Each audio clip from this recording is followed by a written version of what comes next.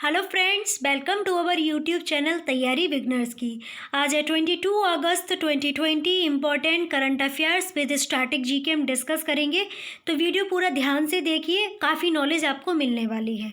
Okay, और ये video जो रहेगा आपकी किसी भी एंट्रेंस एग्ज़ाम के लिए भी फ्रूटफुल रहेगा, एंड अगर आप कोई गवर्नमेंट सर्विस की तैयारी कर रहे हो उसके लिए बहुत ज़्यादा फ्रूटफुल रहेगा। तो वीडियो पूरा देखा कीजिए और जो भी आपसे क्वेश्चन पूछा जाए उसका जवाब दीजिएगा, और वीडियो कैसा लगता है वो भी लिखिएगा। तो चलो शुरू करते हैं। फर्स्ट क्वेश्चन है, वर्ष 2020 के लिए आतंकवाद से पीड़ित के स्मरण और श्रद्धांजलि का अंतर्राष्ट्रीय दिवस 21 अगस्त को मनाया गया। इसके लिए विषय क्या रहा है? तो विषय रहा है not forgotten stories of remembrance of victims of terrorism. तो क्वेश्चन कैसे याद रखना है? आतंकवाद से पीड़ितों के स्मरण और श्रद्धांजलि का अंतर्राष्ट्रीय दिवस कब मनाया जाता है? 31 अगस्त को मनाया जाता है। आतंकवाद से पीड़ितों के स्मरण और श्रद्धांजलि का अंतर्राष्ट्रीय दिवस 21 अगस्त को मनाया गया। 2020 के लिए इसकी थीम क्या रही है? तो थीम या विषय रहा है not forgotten stories of remembers of victims of terrorism. Okay, अगला क्वेश्चन है, किस बैंक की गिग अपॉर्चुनिटीज़ नाम से नई भर्ती पहल के तहत लगभग 1000 लोगों को रोज़गार दिए जाएंगे जो दूर दराज भागों में बैंक में काम कर सकेंगे? तो ये जो गिग अपॉर्चुनिटीज़ नाम की भर्ती है ये एक्सिस बैंक के द्वारा लॉन्च करी जाने वाली है।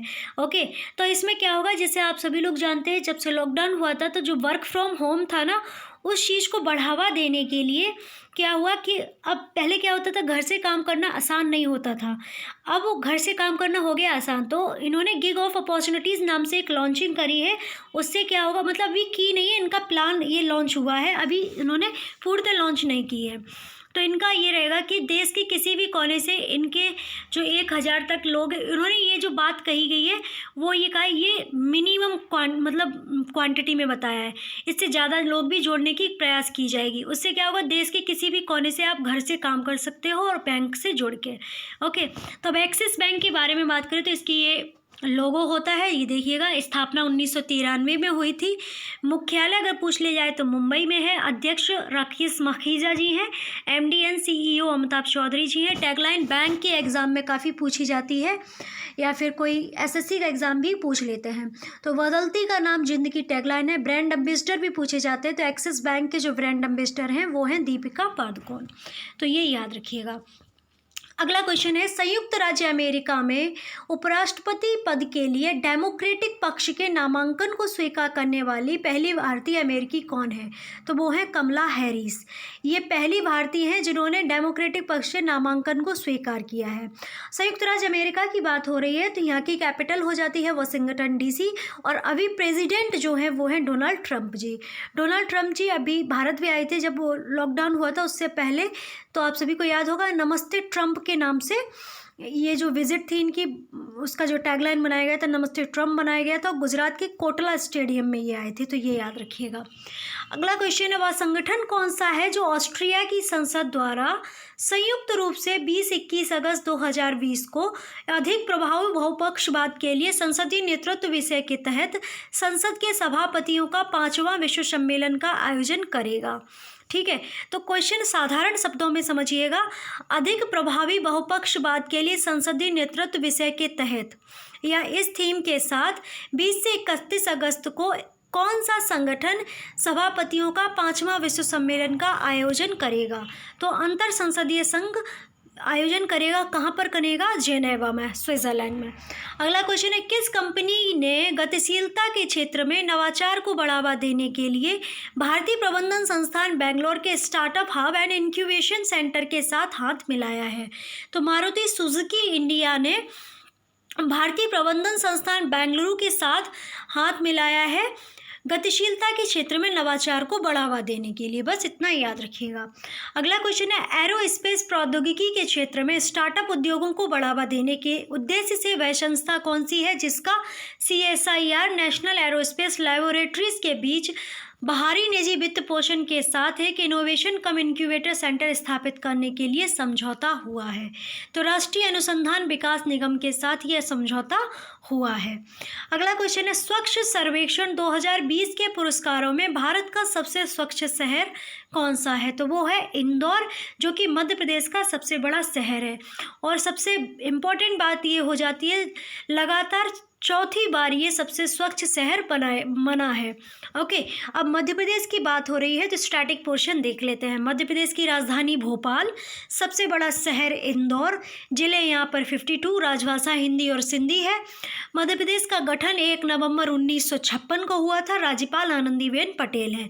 एक क्वेश्चन याद रखिएगा, राज्यपाल जो पूर्व में थे वो लालजी टंडन जी थे, जिनका अभी हाल ही में निधन हो गया है, तो क्वेश्चन पूछा जा सकता है। मुख्यमंत्री शिवराज सिंह चौहान जी हैं। विधानमंडल एक सदनीय है। विधानसभा में 231 सीटें हैं। राज्यसभा में 11 सीटें आपको देखने को मिलेंगी। लोकसभा में 29 सीटें हैं। उच्च न्यायालय मध्य प्रदेश का जो है जबलपुर में है। अगर इसकी ब्रांच पूछ ली जाए खंडपीठ, तो इंदौर और ग्वालियर में है। मुख्य न्यायाधीश जो मध्य प्रदेश के हैं वो हैं अजय कुमार मित्तल जी। मध्य प्रदेश की जो सीमाएं हैं 5 राज्यों से मिलती हैं, उत्तर प्रदेश, छत्तीसगढ़, महाराष्ट्र, गुजरात और राजस्थान। ओके, मध्य प्रदेश में मुख्य रूप से पर्यटन के लिए जाना जाता है। भीमबेटका, पंचवटी, खजुराहो, सांची स्तूपा, ग्वालियर का किला, उज्जैन मध्य प्रदेश के प्रमुख उदाहरण है। जैसे खजुराहो के टेम्पल किसने बनवाए थे? चंदेलों ने बनवाए थे। सांची स्तूपा का निर्माण सम्राट अशोक ने कराया था। हाँ जी, सॉरी। तो उज्जैन जो है वहाँ पर महाकाल जी का मंदिर है, जो कि ज्योतिर्लिंग में शामिल है, तो वो। और उज्जैन जिले में 12 वर्षों का कुंभ जिसे संयस्वी आयोजन होता है, जो क्षिप्रा नदी के किनारे आयोजित होता है, तो ये याद रखिएगा। कान्हा किशोरी राष्ट्रीय उद्यान सबसे बड़ा राष्ट्रीय उद्यान है मध्य प्रदेश का। यह जो उद्यान है टाइगर प्रोजेक्ट भी है। भारत में सबसे ज़्यादा राष्ट्रीय उद्यान मध्य प्रदेश में है। इनकी संख्या कुल 11 है। सर्वाधिक बाघ जो है कान्हा किसली राष्ट्रीय उद्यान में पाए जाते हैं। बाघों का सर्वाधिक घनत्व जो है बांधवगढ़ राष्ट्रीय उद्यान में पाया जाता है। मध्य प्रदेश में सर्वाधिक मात्रा में पाए जाने वाला पशु चीतल है। रीवा को सफ़ेद शेरों की भूमि कहा जाता है। मध्य प्रदेश के जीव मंडल संरक्षण क्षेत्र अगर पूछ लिया जाए बायोस्फीयर रिजर्व, तो Pachmarhi biosphere reserve, Achanakmar biosphere reserve, Panna biosphere reserve जो है आपको मध्य प्रदेश में देखने को मिलेंगे। Kanha tiger reserve, Pench tiger reserve, Bandhavgarh tiger reserve और पन्ना टाइगर रिजर्व जो है वो आपको मध्य प्रदेश में ही मिलेंगे।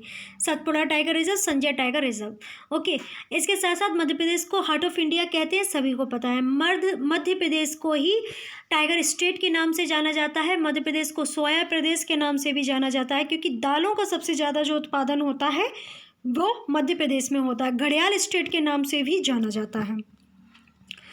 अगला क्वेश्चन है, गंगा नदी के किनारे सबसे स्वच्छ शहर कौन सा है? तो वो है वाराणसी।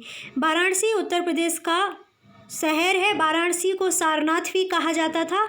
और गौतम बुद्ध का अगर पूछ लिया जाए तो उसमें कभी कभी ऋषि पत्तनम का नाम दिया जाता है, जिसका मतलब वाराणसी ही होता है, तो ये याद रखिएगा। अगला क्वेश्चन है, भारत में सबसे स्वच्छ राजधानी कौन सी है? तो वो है नई दिल्ली। नई दिल्ली एक केंद्र शासित प्रदेश है। इसकी राजधानी भी नई दिल्ली ही है। यहाँ पर सीएम अरविंद केजरीवाल जी हैं। लेफ्टिनेंट गवर्नर जो हैं अनिल बैजल जी हैं। नई दिल्ली में जो संसद भवन है रायसीना हिल्स पर अवस्थित है। 2002 में मेट्रो का जो कार्य है यहाँ पर शुरू हुआ था, तो ये याद रखिएगा। अगला क्वेश्चन है, स्वच्छ सर्वेक्षण 2020 के पुरस्कारों में 100 से अधिक शहरों वाले राज्यों में पहला स्थान किसका है? तो वो है छत्तीसगढ़ का। अब छत्तीसगढ़ के बारे में बात करें तो राजधानी रायपुर होती है। नए रायपुर का नाम अटल नगर कर दिया गया है। सबसे बड़ा शहर रायपुर है। जिले यहाँ पर 28 हैं। राजभाषा यहाँ की छत्तीसगढ़ी और हिंदी है। अब आपको क्वेश्चन ये बताना है, छत्तीसगढ़ी जो भाषा आती है कौन सी हिंदी में आती है? पूर्वी हिंदी, पश्चिमी हिंदी, कौन सी हिंदी में आती है ये आपको बतानी है। ठीक है, पूर्वी पश्चिमी बता दीजिए, बाकी उसमें भोजपुरी में तो नहीं आती है, तो और पहाड़ी हिंदी में भी नहीं आती है। तो आपको बस ये बताना है पूर्वी हिंदी में आती है या पश्चिमी हिंदी में आती है छत्तीसगढ़ी जो भाषा है। ओके, गठन 1 नवंबर 2000 में हुआ था। सरकार यहाँ की अगर पूछ लिया है कौन सी है, तो राज्यपाल यहाँ पर अनुसुईया उइके जी हैं। भूपेश बघेल यहाँ पर मुख्यमंत्री हैं। विधानमंडल एक सदनीय है। विधानसभा में 90 सीटें हैं। राज्यसभा में 5 सीटें हैं। 11 सीटें लोकसभा में हैं। छत्तीसगढ़ का उच्च न्यायालय बिलासपुर में है। और वर्तमान में न्यायाधीश अगर पूछ ले जाएँ तो वो हैं रामचंद्र मेनन। ओके, और एक संसाधन संपन्न राज्य है। देश के लिए बिजली और इस्पात का एक स्रोत है, जिसका कुल उत्पादन स्टील जो है 15% है। और आपको याद रखना है भिलाई इस्पात जो कारखाना है वो यहीं पर है। 1955 में उसका गठन हुआ था सोवियत संघ रूस की मदद से, तो ये याद रखिएगा। अगला क्वेश्चन है, स्वच्छ सर्वेक्षण 2020 के पुरस्कारों में 100 से कम शहरों वाले राज्यों में पहला स्थान कौन सा है? तो वो है, जो पहला स्थान पर जो राज्य है वो है झारखंड। झारखंड की बात करें तो राजधानी रांची, सबसे बड़ा शहर जो है जमशेदपुर है। ज़िले यहाँ पर 24 हैं। राजभाषा यहाँ की हिंदी, संथाली, उर्दू और कड़माली है। और यहाँ की ट्राइब होती है ओरा, मुइया, धुइयाँ और ये संथाली, ये सब जो यहाँ की जनजाति हैं। गठन 15 नवंबर 2000 को हुआ था। राज्यपाल द्रौपदी मुर्मू जी हैं। हेमंत सोरेन जो है यहाँ के मुख्यमंत्री हैं। विधानमंडल एक सदनीय है। विधानसभा में 82 सीटें हैं, राज्यसभा में 6 सीटें हैं, लोकसभा में 14 सीटें हैं। झारखंड की सीमा बिहार, उत्तर प्रदेश, छत्तीसगढ़, उड़ीसा एवं पश्चिम बंगाल से टच होती है और लगभग संपूर्ण प्रदेश को छोटा नागपुर के पठार पर अवस्थित है। जो झारखंड है वो छोटा नागपुर पठार जो है उस पर अवस्थित है। बेतला नेशनल पार्क में बाघ, तेंदुआ, हाथी आदि को देख सकते हैं और ये कोयल नदी इस जंगल क्षेत्र में गुजरती है। तो कोयल नदी कहाँ पर है? झारखंड में। ओके। दलमा अभयारण्य, यहाँ पर हाथी, हिरण, स्लोथ, भालू का संरक्षण किया जाता है। हजारीबाग वन्यजीव अभयारण्य जो है यहाँ पर तेंदुआ, नीलगाय, भालू, लकड़बग्गा जैसे जंगली जीवों को सुरक्षित माना जाता है। उधवा झील बच्छी अभयारण्य, सिंह हाथी रिजर्व, यहाँ पर हाथियों की बड़ी संख्या आपको देखने को मिलेगी। ओके। अगला क्वेश्चन है, भारत में सबसे स्वच्छ छावनी कौन सी है? तो वो है जालंधर छावनी मंडल। अगला क्वेश्चन है, भारत में 40 लाख से अधिक आबादी का सबसे स्वच्छ शहर कौन सा है?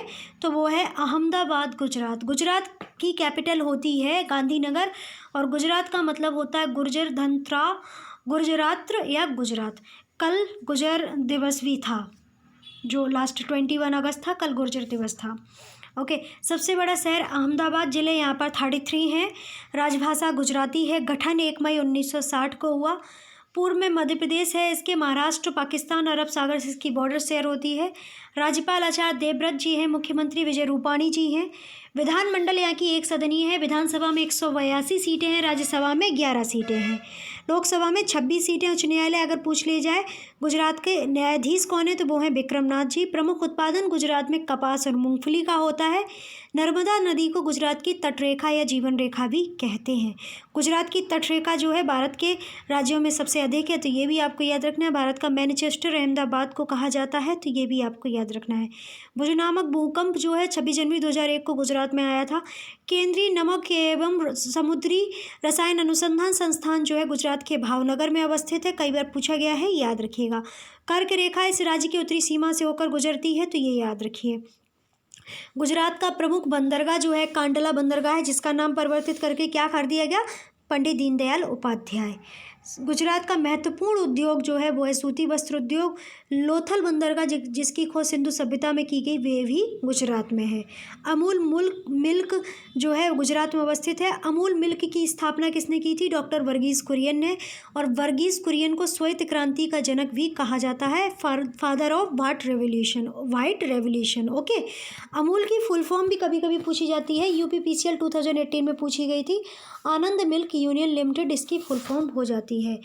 गिर राष्ट्रीय उद्यान, वसंदा नेशनल पार्क, ये सभी आपको कहाँ देखने को मिलेंगे?